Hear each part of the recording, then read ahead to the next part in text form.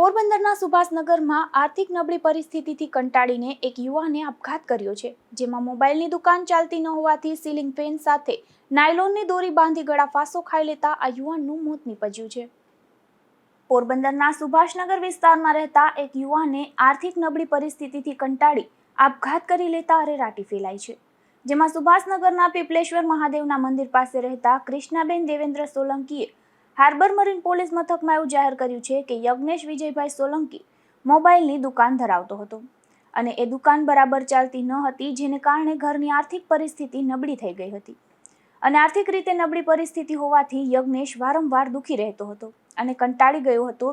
તેથી તારીખ 21/4ના યજ્ઞેશે તેના ઘરે મંદિરવાળા રૂમમાં સીલિંગ ફેન સાથે નાયલોનની દોરી બાંધી ગળા ફાંસો ખાઈ લેતા આ ઘટનામાં તેનું મોત નીપજ્યું છે.